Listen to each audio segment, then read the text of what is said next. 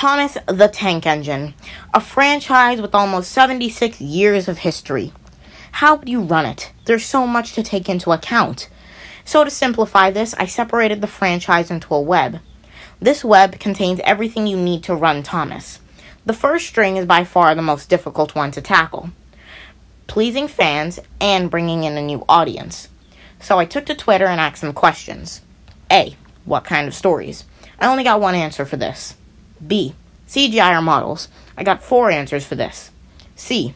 What tone of stories? I got 2 answers. Then I asked a younger family member of mine. However, the recording got lost. But I do have on record what they said they would watch. So to balance the show in pleasing fans and bringing in kids, we'd want the show to be made with models, have CGI faces and people, and the stories must end with them laughing, similar to the Brenner era. I'd also want to include quote-unquote fan characters in the show as regulars. As I said, I put this into a web because everything is interconnected. And this brings us straight to the next string, making the show. As I said, models would be the preferred way to go, and I think we should use HO. It's been demonstrated multiple times that HO modeling can be done efficiently and effectively. With the size of the model team, replacing engines after crashes should not be that big of an issue. 3D modelers can also be brought on to do engine faces and people. The show would have some staple sets like the sheds, docks, or Tidmouth that would never be deconstructed. However, secondary sets could be deconstructed for parts. Now, I had mentioned earlier fan characters, and they have quite the reputation, to say the least. Bob Cole? How many times do I have to shoot him before this jump dies? So, here's how it's going to work. The Skarloey engines get 2 episodes every season. The pack, I think, should also get 1 episode per season.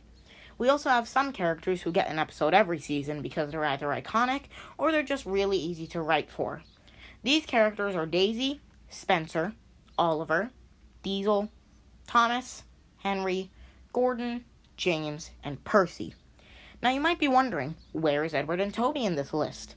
And in all honesty, I see them better as side characters.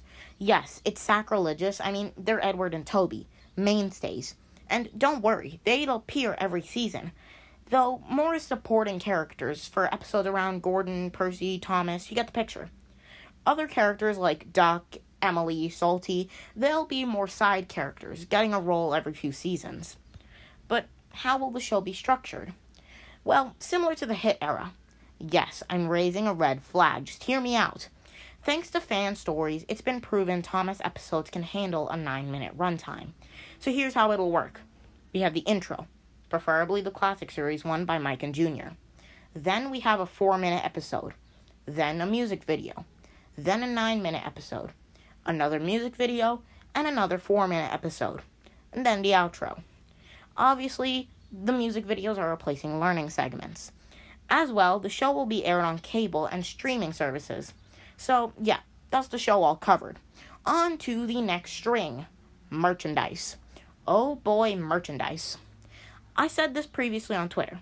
I think all merch lines should have a unique identity, giving kids a choice on what they like. But that doesn't mean there isn't going to be style guides. Boxes will have a standardized look, similar to what Mattel is doing today. Everything under the Thomas & Friends brand. No naming like Wooden Railway or Trackmaster on the box. Another standardized feature will be all engines in rolling stock, no matter the range, coming with character cards, giving a little explanation on who they are.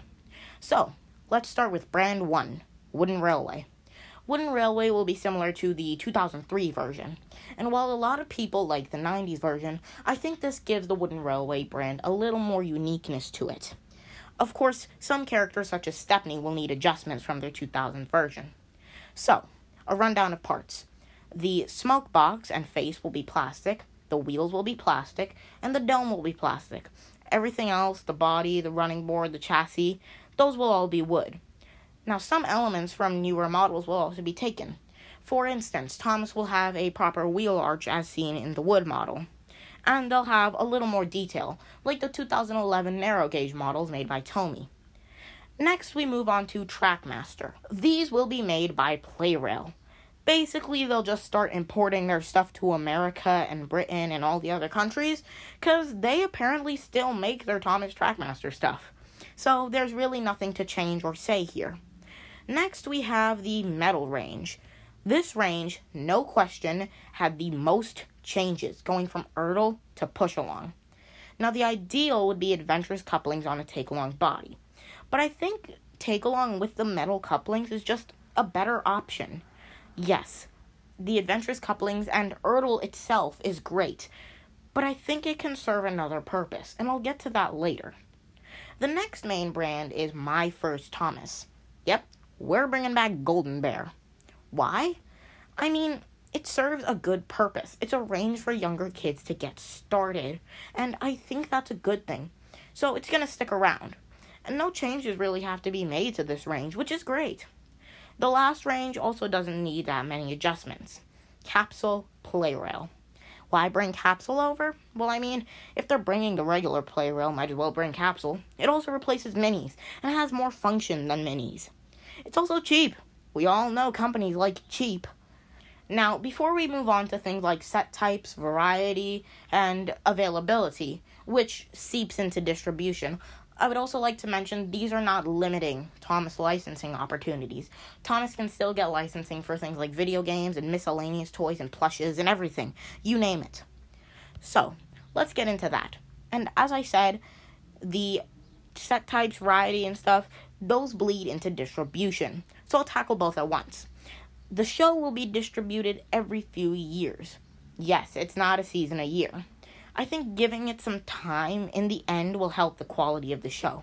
So, will items in the range be discontinued? No. Items in toy ranges will never be discontinued, at least for the 5 I mentioned. If an engine or destination doesn't have a primary role that season, then it might not be produced in the time slot of the season. But the next time it appears, it'll be brought back. Now, some engine and rolling stock pieces will always be in production. Because of this, quite obviously, the cast of the show will be reduced, removing engines like Hugo, Charlie, Flynn, characters that, while they have a personality, they're not very good characters. Oh, and one more thing. General availability. The main 3 brands, a Wooden Railway, Trackmaster, and Take-Along, should be available everywhere. Amazon, hobby shops, stores like Target, toy stores, everywhere. Golden Bear would be Amazon, hobby shops, and toy stores. But capsule machines would be in malls and toy stores. And you could order up to 5 or so on Amazon, all in blind capsule form, so you have no idea what you're getting. Now I will dive deeper into each range, starting with Wooden Railway. On screen are engines, rolling stock, value packs, and destinations that should always be in production 24/7. Then, periodically, sets, other engines, destinations, etc. will be released. Again, this will happen every season. I would like to bring up sets, however. For those of you unaware, back in the 2000s, Wooden Railway put sets into 3 categories: introductory, intermediate, and deluxe. Introductory sets are things like circle sets and figure 8 sets. Deluxe would be something like the lift and load set or roundhouse set. Then there's intermediate. The intermediate sets are things like the day at the work set, the around the barrel loader set. You get the picture. But back to the point. Most intermediate sets will be designed by the toy team, similar to the introductory and deluxe sets. However, some of them will be based on episodes. These I'm calling story sets. These story sets will come around every season or so, and thanks to syndication, episodes get reran, meaning these don't have to go out of production. Wooden Railway also had yearbooks, but these won't be the same, and I'll get to those. Next, we have Trackmaster. Again, on your screen are engines, rolling stock, destinations, and value packs that will always be in production. Trackmaster, as I said, will be imported from the pre-existing Play-Rail line in Japan, but I do want to adjust the engine packs. The toy team can handle everything else. Now, small engines should include 2 cars or coaches that fit their personality and what they normally pull in the show. Tender engines will get 1. One other change is that sets will not be based on episodes. They will be made purely by the toy team. Instead, there will be value packs based on episode. So yeah, Next is Take Along. Once more, on your screen are items that will always be in production 24/7 for this range. There really isn't anything to change for this range, however. I would want some value packs to make more sense, though. Oh, and bring back those story reenactment things. Those are great. I guess that brings us to Golden Bear now. Unlike other ranges, this one will not have track, destination, value packs, nothing. Just plain old engines and rolling stock. These on your screen will always be sold. These items are the simplest and meant for little kids, so that's why there isn't really track or anything. And this leaves us with Capsule Playrail. Unlike the other ranges, this one is normally sold in waves. These waves should come out every year, with items from the waves being based on seasons. But since seasons won't be released yearly, waves can have re-releases, giving kids a chance to collect engines, since, scalpers exist. Now, I did mention yearbooks earlier, so here's what I was thinking. Catalogs. You walk in a toy section or a toy store, and there's a Thomas aisle. The moment you enter that aisle, you see a catalog and grab it, showing off all the items of that year.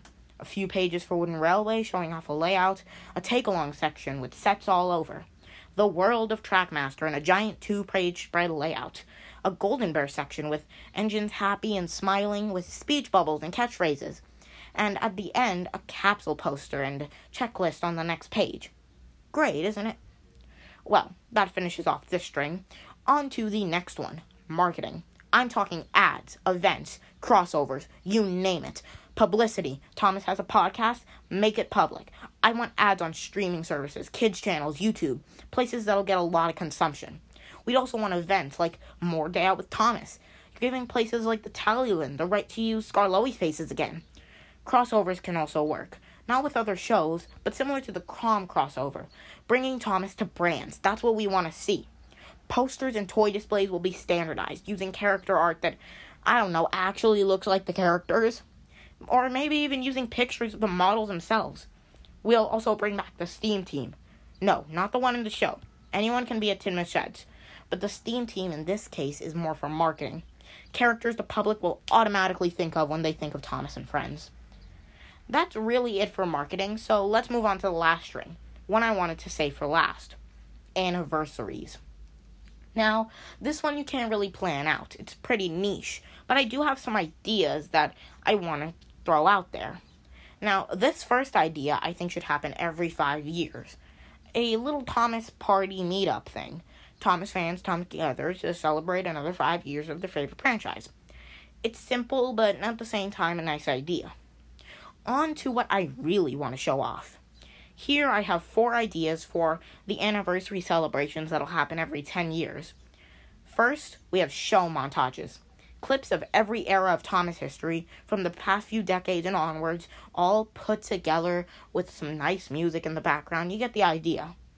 Next, merchandise, giveaways, and special editions.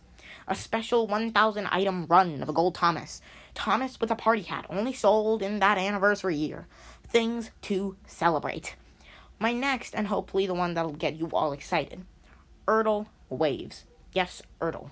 Every 10 years, they'd come back to make some Thomas stuff, re-releasing old items and bringing in new characters. This gives fans and kids a chance to buy toys that they grew up with or are familiar with through online, all for the cheap. Even bringing in gold and silver versions of engines who never had them. And so we come to my last idea, one that I love, a fan video. Fans from across the world submit videos about Thomas or with their Thomas toys, and they're compiled together into one celebrating our fandom and the show we love. Great, isn't it? Hey, future me, very future me. So I started editing this video around late May, early June of this year, I think. And in like 3 days, everything up to the yearbook section was completed. And then I got burnt out. So, a lot has changed since those 3 days, and I have a new video approach, so if that section of the video looks a little cleaner compared to the rest of it, that's why. Also, since it would only be finished by now, I decided I'd use it as a 100 subscriber special. So, I really hope you enjoyed the video. Thanks for watching, and bye.